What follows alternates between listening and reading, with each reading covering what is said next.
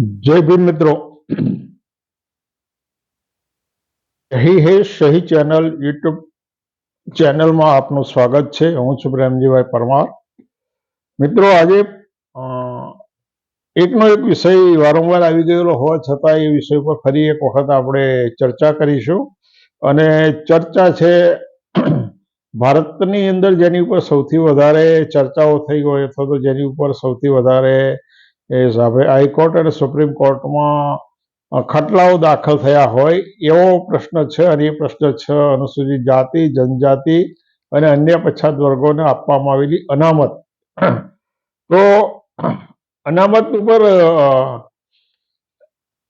ભારતમાં ચારે તરફથી આક્રમણ થઈ ગયું, ભયંકર આક્રમણ થઈ ગયું છે। જે આક્રમણ ભારત તરફથી એની ચારે બાજુ આવેલા દેશો ઉપર નથી થતું, અથવા તો એક દેશ બીજા દેશ ઉપર જે ત્વરાથી આક્રમણ નથી કરતો એથી પણ વધુ ત્વરાથી ભારતની અમુક પ્રજા, અમુક વર્ગના લોકો અનામતના પ્રશ્ન ઉપર ચારે તરફથી આક્રમણ કરી રહ્યા છે। એ આક્રમણ એવું છે કે તમે એને જોઈ શકતા નથી, પરંતુ એની અસરો ખૂબ લાંબા ગાળા સુધી હોય છે, અને માટે આ પ્રશ્ન ઉપર આજે ફરી વખત ચર્ચા કરવાની જરૂર ઊભી થઈ છે। તો આ આક્રમણ કરનારાઓ કોણ છે અને શા માટે આક્રમણ કરે છે આપણે એ પહેલા જોઈએ, અને પછી જે મૂળ વિષય છે એની અંદર આપણે થોડા વધારે ઊંડા ઉતરીશું। તો આક્રમણ કરનારાઓ છે એ પહેલા તો અનામત નાબૂદી માટે પ્રયાસો કરી રહ્યા છે, અને એના માટે એમણે લેખો લખ્યા, પુસ્તકો લખ્યા અને સેમિનારો લખી, અને ભારતની અનુસૂચિત જાતિ જનજાતિને આપવામાં આવેલી અનામતના કારણે આ દેશની ગુણવત્તાને નુકસાન થઈ રહ્યું છે, મેરિટને નુકસાન થઈ રહ્યું છે। 84% વાળા રહી જાય છે અને 48% વાળાને ચાન્સ મળે છે। આવી બધી કપોળ કલ્પિત દલીલો કરી અને એક પ્રકારનું ઉન્માદ અને ઉશ્કેરણીનું વાતાવરણ ઘણી વખત કરવામાં આવ્યું। એટલે આક્રમણનો એક આ રીતનો પ્રયાસ હતો। એમનો બીજો પ્રયાસ અનામત હટાવો આંદોલનો, અને એની શરૂઆત ગુજરાતમાં થઈ, 1981માં થઈ, 85માં થઈ, 90 અને 2006 સુધીમાં અનામત હટાવો આંદોલનો વારંવાર થયા, અને 1985નું અનામત હટાવો આંદોલન એ ખરેખર અનામત હટાવો આંદોલન નહોતું, પરંતુ જાતિ યુદ્ધ હતું। દલિતો ઉપર હુમલાઓ કરી, એમના ખૂન કરવા, એમની ઈજાઓ કરવી અને માનસિક પ્રતડાતના કરવાનું એ આક્રમણ હતું। એટલે આ પ્રકારના આંદોલનો કરવામાં આવ્યા। પછી અનામતની નાબૂદી માટે અયોગ્ય ભરતીઓ કરવામાં આવી। અયોગ્ય ભરતીઓ એટલે કે જે અનુસૂચિત જાતિ જનજાતિના યુવાનો મેરિટમાં આવતા હોય એને મેરિટમાં ના કરતા હોય એને એ લોકોને SC/ST કેટેગરીમાં ગણી લેવામાં આવે, અને આના કારણે ગુજરાત હાઈકોર્ટે ગુજરાત સરકારનો સ્પષ્ટ આદેશ કર્યો કે ભાઈ તમારી આ ભરતીની સિસ્ટમ છે ખોટી છે। ખરેખર એમાં એવી રીતે હોઈ શકે કે પહેલા જનરલ કેટેગરીના જે ઉમેદવારો લેવાના હોય, માનો કે 100 જગ્યાઓ હોય અને 100માંથી 50 જગ્યાઓ જનરલ કેટેગરીમાં લેવાનો, તો જનરલ કેટેગરીની પહેલા ભરતી કરવી પડે, અને એની અંદર અનુસૂચિત જાતિ જનજાતિનો ઉમેદવાર પણ જો એક કેટેગરીમાં આવતો હોય તો એને એમાં લઈ લેવો પડે, અને બાકીની પછી જે SC/ST માટેની જે જગ્યાઓ હોય ને એની અંદર પછી બીજા ઉમેદવારોની ભરતી કરવાની હોય। એટલે આ એક અયોગ્ય ભરતી ખૂબ લાંબા ટાઈમથી ચાલી, અને એને વારંવાર કોર્ટમાં પડકારવામાં આવી। કોર્ટે સરકારની ભરતીઓને રદ કરી અને ફરીથી ભરવાના આદેશ કર્યા। એટલે એક તો અયોગ્ય ભરતી હતી। પછી બેકલોગની જગ્યાઓ, અનામતની સીટો જાહેરાત ના આપવાના કારણે, ભરતી ના કરવાના કારણે ઘણા લાંબા સમય સુધી ભર્યા વગર રહી ગઈ, અને એવી 50,000 સીટો અનુસૂચિત જાતિ જનજાતિની ન ભરાઈ, અને એનો રેકોર્ડ પણ એમ કે નામશેષ થઈ ગયો। અને એ વખતે જે જગ્યાઓ ભરવાની હતી એ જગ્યાઓ ભરવામાં તો ના આવી, પરંતુ હું દલિતોનો સમર્પિત છું, મને ગોળી મારો, મારા દલિતોને ના મારશો, દલિત કન્યાનું અપહરણ થાય છે, હત્યા કરાય છે, સરકાર ક્યાં છે, આવું કહેનારા રાજકારણીઓએ અનુસૂચિત જાતિ અને જનજાતિની અનામતો એને મળવાપાત્ર હોય એ કક્ષામાં ભરવાના સાચા રીતે સૈદ્ધાંતિક રીતે પ્રયાસો નથી કર્યા. પછી અનામત જગ્યાઓ કઈ રીતે નાબૂદ થઈ શકાય, તો એના માટે શું કરવામાં આવ્યું કે કોઈ પણ સંસ્થાની અંદર 100 જગ્યાઓ ભરવાની હોય તો એ 100 જગ્યાઓનું વિભાજન કરી નાખવામાં આવે અને એને એના પેટા સબ્જેક્ટ વાઇઝ 2, 3, 4, 5, 10ના જૂથમાં વહેંચી દેવામાં આવે અને પછી એની અંદર SC અને STની અનામત જગ્યાઓ ભરવાપાત્ર ના રહે એ રીતે જગ્યાઓનું વિભાજન કરી અને અનામત નાબૂદીનો એક પ્રયાસ ચાલી રહ્યો છે અને એવા ઘણા બધા કિસ્સાઓ ઓન રેકોર્ડ થયેલા છે. એ પછી અનામત નાબૂદી માટે અનુસૂચિત જાતિ જનજાતિના અનામતના લાભો ના મળે અને એને કઈ રીતે અટકાવી શકાય એના માટે ખોટા સર્ટિફિકેટો, અનુસૂચિત જાતિ અને જનજાતિના ખોટા સર્ટિફિકેટો મેળવવાનું ભારત રાષ્ટ્રવ્યાપી એક મોટું કૌભાંડ ચાલી રહ્યું છે અને આ કૌભાંડ ચોક્કસ લોકો દ્વારા જ અને ચોક્કસ આયોજન સાથે ચલાવવામાં આવ્યું છે અને એના કારણે ઘણા લોકો ધારાસભામાં પહોંચ્યા, લોકસભામાં પહોંચ્યા અને ઘણા લોકોએ સરકારી નોકરીઓ મેળવી અને સરકારી નોકરીઓ ખોટા પ્રમાણપત્રના આધારે મેળવી અને નિવૃત્ત થયા. તો આવા કેટલાક કિસ્સાઓ ઓન રેકોર્ડ નોંધાયેલા છે અને એવા લાખો કિસ્સાઓ છે જે જાહેર નથી થયેલા પણ જે જાહેર થયા છે. એમાંનો એક કિસ્સો કેરળ રાજ્યની અંદર અનુસૂચિત જાતિની લોકસભાની સીટ માટે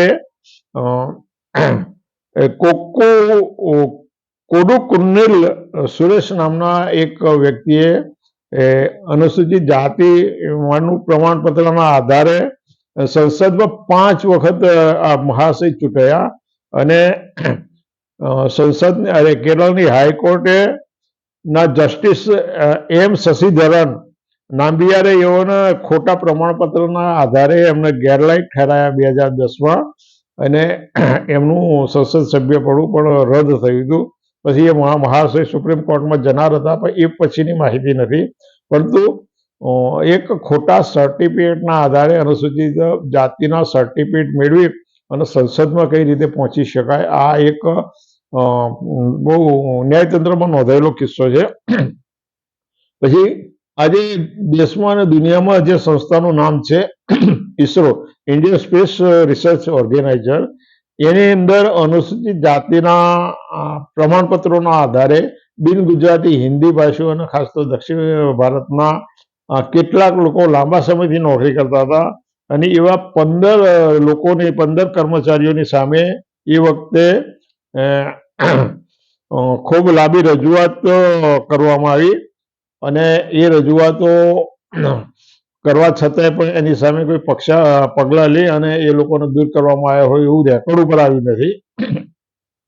પછી એક જ પરિવારના 3 વ્યક્તિઓ જુદા જુદા નામથી જુદી જુદી જાતિના પ્રમાણપત્રના આધારે સરકારી સેવાઓમાં ગુજરાતમાં નોકરી કરીને નિવૃત્ત થાય અને છતાં એની સામે પગલાં ના લેવાયા હોય એવા 3 નામ છે. નરસિંહ વરસાણી કરીને એક ભાઈ હતો, એને અનુસૂચિત જાતિનું પ્રમાણપત્ર મેળવ્યું.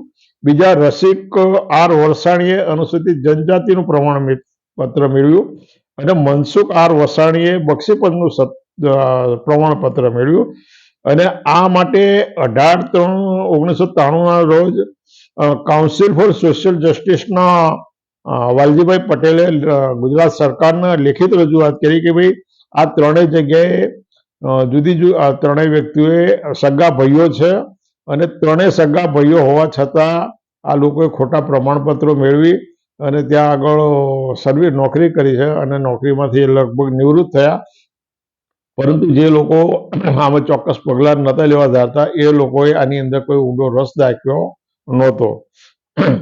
પછી જુલાઈ 2010માં ખોટા જાતિના પ્રમાણપત્રોના આધારે લાંબા સમયથી જે લોકો નોકરી કરતા હોય એવા લોકોને બોમ્બે હાઈકોર્ટે એક ચુકાદામાં એવી રાહત આપી કે ભાઈ જે લોકો લાંબા સમયથી નોકરી કરતા હોય એમને એ નોકરીમાં ચાલુ રહેવાની પરમિશન આપવામાં આવે છે. પણ આ ચુકાદાની સામે ભારતની સુપ્રીમ કોર્ટે કડક પગલાં લેવાના નક્કી કર્યું અને એણે જાહેર કર્યું કે ભાઈ ગમે તે 20 વર્ષ અથવા એથી વધારે સમયથી પણ જે લોકો નોકરી કરતા હશે ખોટા પ્રમાણપત્રોના આધારે, તો એને ચલાવી લેવામાં નહીં આવે, એને બંને રીતની સજા કરવામાં છે, એને નોકરીમાંથી દૂર કરવામાં આવશે અને કાનૂની રીતે પણ એની ઉપર સજા કરવામાં આવશે. અને એ સમયે જે આંકડાઓ બહાર આવ્યા તો એમાં ઇન્ડિયન ફાઇનાન્શિયલ સર્વિસની અંદર 1296 લોકો, સ્ટેટ બેંક ઓફ ઇન્ડિયામાં 157 લોકો, સેન્ટ્રલ બેંક ઓફ ઇન્ડિયાની અંદર 135, ઇન્ડિયન ઓવરસીઝ બેંકમાં 112 લોકો, સિન્ડિકેટમાં 113 અને ન્યૂ ઇન્ડિયા ઇન્સ્યોરન્સની અંદર 45 લોકો બોગસ સર્ટિફિકેટના આધારે નોકરી મેળવી ચૂક્યા હતા. અને એના કારણે સુપ્રીમ કોર્ટે આ અવલોકનો કર્યા અને એની ઉપર એક્શન લેવામાં આવ્યા છે. હવે ગુજરાતનો બીજો કિસ્સો છે કે 1956માં સરકારે રબારી, ભરવાડ અને ચારણ જે લોકો પશુ રાખવાના કારણે વનમાં વસતા હતા અને એના વનમાં વસતી જાતિ આદિજાતિ તરીકે ગણવામાં આવી લેવાનો નિર્ણય કર્યો. પરંતુ ગીર, આલેખ અને બરડા વિસ્તારના સિવાયના લોકો છે ને ખોટા સર્ટિફિકેટના આધારે નોકરીઓ મેળવતા હતા અને એના કારણે 2019 અને 20માં 114 લોકોએ આદિજાતિના ખોટા પ્રમાણપત્રો મેળવ્યા અને બીજા 609 શંકાસ્પદ જણાયા હતા. એટલે આદિજાતિના ખોટા સર્ટિફિકેટ મેળવી અને આ લોકો આ રીતે નોકરીઓ મેળવતા હોય અને આ રીતે અનુસૂચિત જાતિ જનજાતિના ખોટા પ્રમાણપત્રો મેળવી અને નોકરીઓ કરવાનું ખૂબ મોટા પ્રમાણમાં ચાલી રહ્યું છે. બીજો એક બનાવ અત્યારે જે ગુજરાત સરકાર છે કે ગુજરાત સરકારના આદિવાસી વિકાસ મંત્રી ગણપત વસાવાએ મુખ્ય સચિવ કે કૈલાસનાથ અને આદિજાતિ વિકાસ સચિવ રમેશચંદ્ર વગેરેની સાથે એક બેઠક કરી અને એની પ્રારંભિક તપાસમાં 2014-15માં જીપીએસસીની જે લોકોએ પરીક્ષા આપી એવા 400 ઓફિસરોની જે ભરતી કરવામાં આવી એ 400ની અંદર 18 લોકો ખોટા સર્ટિફિકેટના આધારે નોકરી મેળવ્યા હતા એવું પુરવાર થયું હતું. અને આ આખા કૌભાંડની તપાસ કરવા માટે એક સાથે 14 ડીવાયએસપીની નિમણૂક કરવામાં આવ્યાના અહેવાલ છે. તો આ અનામત ઉપરનું જે આક્રમણ છે એની આ વાત કરી અને આ રીતે અનામતને કઈ રીતે નાબૂદ કરી શકાય આ ખોટા પ્રમાણપત્રોના આધારની વાત કરી. પછી અનામત નાબૂદ માટે ખાનગીકરણ, જે સરકારી એજન્સીઓ છે એનું ખાનગીકરણ, એટલે તો તમે બધા જાણો છો બહુ સ્વાભાવિક રીતે કે જે લોકો બોણગા ફૂંકતા હતા કે મેં દેશ કો બીકને નહીં દે, એ જ લોકોએ તમામ સરકારી એજન્સીઓ પૈકીનું મોટા ભાગનું ખાનગીકરણ કરવા માંડ્યું છે અને આઉટસોર્સિંગથી સરકારી સેવાઓના કામ લેવામાં આવે છે. એટલે આઉટસોર્સિંગની અંદર અનામત ના હોય, ખાનગીકરણમાં અનામત ના હોય, એટલે અનામત આપોઆપ નાબૂદ થાય છે. પછી જે ખાસ કિસ્સો અને આજેનો જે આ વિડીયો બનાવવાનું કારણ ઊભું થયું એ બહુ અગત્યનો મુદ્દો છે કે આ ઉપર જે મુદ્દાઓ ગણાયા, 6 મુદ્દાઓ ગણાયા, 7 મુદ્દાઓ, એ અનામત ઉપરનું એક આક્રમણ છે. પણ એથી પણ એક ગંભીર મુદ્દો એ છે કે હમણાં જ આ નવેમ્બર મહિનામાં જ ભારતની સુપ્રીમ કોર્ટે એક ચુકાદો આપ્યો અને એક લઘુમતી સમાજની મહિલાએ એમ કે હિન્દુ ધર્મ સ્વીકાર્યો છે અને મને અનુસૂચિત જાતિના લાભ મળવા જોઈએ એવો કેસ સુપ્રીમ કોર્ટમાં પહોંચ્યો અને સુપ્રીમ કોર્ટે જજમેન્ટ આપતા એની એ માંગણી નકારી દીધી. એટલે અનુસૂચિત જાતિના લાભ લેવા માટે આ રીતના લગ્નો કરી અથવા બનાવટી લગ્નો કરી અથવા અનુસૂચિત જાતિ અથવા અનુસૂચિત જનજાતિના યુવાન સાથે લગ્ન કરે અને એના કારણે એમ કહે હું પણ અનુસૂચિત જાતિ અથવા જનજાતિની વ્યક્તિ બની ગઈ છું અને એના આધારે આવા પ્રમાણપત્રો મેળવવાનો એક પ્રયાસ ચાલે છે. તો આ જે મુદ્દાઓ ગણાયા, અનામત નાબૂદી માટે લેખો લખવા, પુસ્તકો, આંદોલનો કરવા, અયોગ્ય ભરતી કરવી, બેકલોગની જગ્યાઓ ના ભરવી, કુલ જગ્યાઓનું વિભાજન કરી નાખવું, ખોટા જાતિના પ્રમાણપત્રો, ખાનગીકરણ અને અનામત માટે લગ્ન, આ અનામત ઉપરનું એક બહુ વિશાળ આક્રમણ છે. અને જ્યારથી અનામત પ્રથાનું અમલીકરણ થયું ત્યારથી જ અનામતની વિરુદ્ધની અંદર એક પ્રકારની આવી વાહિયાત દલીલો દ્વારા અનામત નાબૂદી માટેના સઘન પ્રયાસો તરફથી એની પર આક્રમણ કરવામાં આવી રહ્યું છે. અને અનામતને કઈ રીતે વહેલામાં વહેલી તકે નાબૂદ કરી શકાય, પરંતુ બંધારણની રીતે અનામત નાબૂદ થાય એવા સંજોગો ના રહ્યા. જો બંધારણ રીતે અનામત નાબૂદ કરવા જાય તો અનુસૂચિત જાતિ, જનજાતિ અને અન્ય પછાત વર્ગની પ્રજા પણ આની જે તે પક્ષ અથવા તો જે તે વિચારધારાથી વિમુખ થઈ જાય. એટલે આ શક્ય ન લાગવાથી અનામતને બંધારણીય રીતે, સૈદ્ધાંતિક રીતે અનામત ઓન પેપર રહે અને એને વ્યવહારમાંથી નાબૂદ કરી દેવા માટે આ અનામત પ્રથા ઉપરનું ચોતરફી આક્રમણ છે. તો બીજો સવાલ એ ઉભો થાય છે કે ભાઈ અનામત ઉપર આટલી બધી બાજુથી આક્રમણ થઈ રહ્યું છે, તો અનામતના લાભ લેનારા પણ ગુજરાત અને ભારતમાં છે કે નહીં? અનામતના લાભ લેનારા અનુસૂચિત જાતિ અને જનજાતિના કર્મચારીઓ, અધિકારીઓ ગુજરાતમાં અને ભારતમાં છે કે નહીં?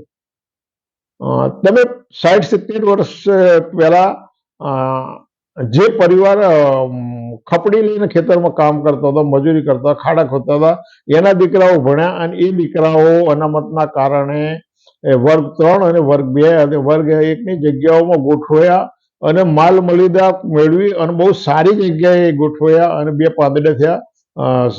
તાલુકા અને જિલ્લા કક્ષાના શહેરોની અંદર સારા આવાસ, સારી ગાડીઓ, સારી લાડીઓ સાથે સ્થિર થયા. તો આવા લોકોની શું ફરજ છે? એમણે તો અનામતના લાભ લઈ લીધા, પણ આખી અનામત સિસ્ટમ જ નાબૂદ થઈ રહી છે. તો તમે લાભ લીધા છો તો તમારી કોઈ નૈતિક ફરજ બને છે કે તમારે આના માટે તમારું વૈચારિક યોગદાન આપવું જોઈએ. તમારું આર્થિક યોગદાન તમે ના આપો, વૈચારિક યોગદાન હોવું જોઈએ. તમે વૈચારિક રીતે આ પ્રથાના અસ્તિત્વ માટે, એનું અસ્તિત્વ ટકાવી રાખવા માટે તમારું યોગદાન શું હોવું જોઈએ, આ બાબત વિચારવા જેવી છે. આ વિચારી અને આ માટે જે લોકો કામ કરતા હોય એ લોકોને તમારે વૈચારિક રીતે, બૌદ્ધિક રીતે સહયોગ કરવાની જરૂર છે. માનો કે તમે આર્થિક રીતે એટલા સક્ષમ ના હો, આર્થિક રીતે સક્ષમ હો પણ માનસિક રીતે આવું સહયોગ કરવા તમે સક્ષમ ના હો, આર્થિક અનુદાન કરવા માનસિક રીતે તમે સક્ષમ ના હોઈ શકે, એવું બની શકે. પરંતુ તમે વૈચારિક રીતે, બૌદ્ધિક રીતે આ વિચારધારાનો સહયોગ કરવા માટે તમે સક્ષમ હોવ કે ના હોય.